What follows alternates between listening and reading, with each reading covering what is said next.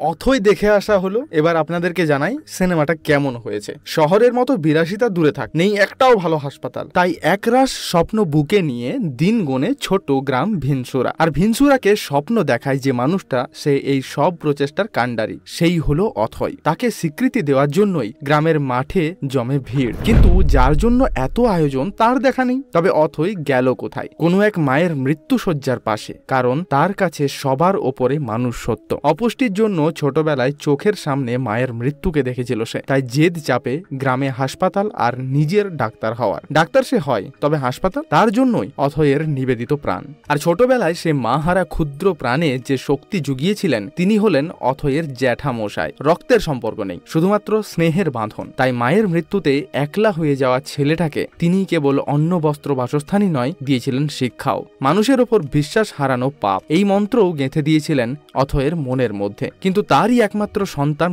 গোগো বারবার হেরে গিয়েছে অথয়ের কাছে। শত প্রতিবন্ধকতা সত্ত্বেও অথয়কে কখনো সে দৌড়ে পিছনে ফেলতেই পারেনি। আর তাই সে প্রতিহিংসা চরিতার্থ করতেই ভিনসুরার ভগবান হয়ে ওঠা ছেলেটাকে শয়তান বানানোর দায়িত্ব নিয়ে নেয়। এবারে হিরোইনের এন্ট্রি। দিয়ামনা ওরফে মুনকে বিয়ে করে অথই। গ্রামের বহু পুরুষের নজর তার ওপর কিন্তু রয়েছে, কিন্তু অথইকে ভালোবেসে সে ছাড়ে নিজের বিলাসবহুল জীবনকে। জাতপাত, অর্থ, প্রতিপত্তির ঊর্ধ্বে বাবার অমতেই সে স্বীকৃতি দেয় ভালোবাসাকে। স্নেহ, ভালোবাসা আর বিশ্বাসই ছিল তার সংসারের শক্ত খুঁটি। কিন্তু গোগোর ষড়যন্ত্রের ভেঙে চুরে সব শেষ হয়ে যায়। প্রিয় বন্ধুর মুখোশের আড়ালে গোগো একটু একটু করে অথয়ের কান ভরতে শুরু করে আর ঢালতে থাকে সন্দেহের বিষ। আর সেই বিষের জ্বালা জ্বালিয়ে দেয় সবকিছু, নিমেষেই ধ্বংস করে দেয় দিয়ার সাজানো সংসার। তারপর তো জানতে পারবেন এই সিনেমার ক্লাইম্যাক্সে, অর্থাৎ সিনেমা আপনাকে দেখতে হবে সিনেমা হলের মধ্যে গিয়ে। অভিনয় কেমন লাগলো আসুন বলি। অর্ণর পরিচালনা তো বটেই, অথই হিসেবে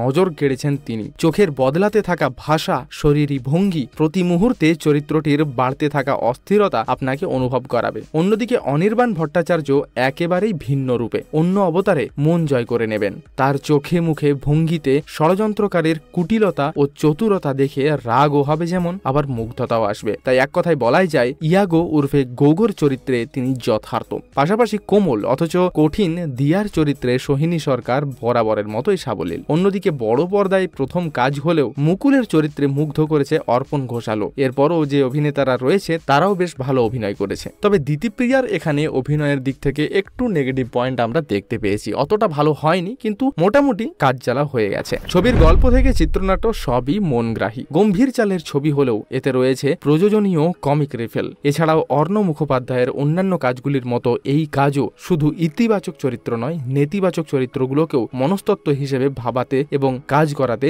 সফল হয়েছে। শুধু অথয়ের নয়, কোথাও গিয়ে গোগোরও খারাপ লাগাগুলোর সঙ্গে একাত্ম বোধ করবে সবাই। তাছাড়া ক্যামেরার কাজ, আলো, ছবি, বিজিএম সমস্ত কিছুই বেশ খুব সুন্দর রয়েছে। কিছু কিছু ক্ষেত্রে মনে হবে অনির্বাণ আপনাদের সাথেই কথা বলছে সিনেমা হলে। এই কয়েকটি জিনিস বেশ ভালোভাবেই ফুটিয়ে তুলতে পেরেছেন আমাদের ডিরেক্টর। আপনাদের ছবিটি কেমন লাগলো কমেন্ট করে জানাতে ভুলবেন না। তবে যদি 5 স্টার দেওয়ার কথা হয় তাহলে এটিকে 3.5 তো দেওয়াই যায়। আপনারা জানান আপনাদের মতামত, আর আমাদের চ্যানেল বং সিনেমাকে সাবস্ক্রাইব করতে একদমই ভুলবেন না।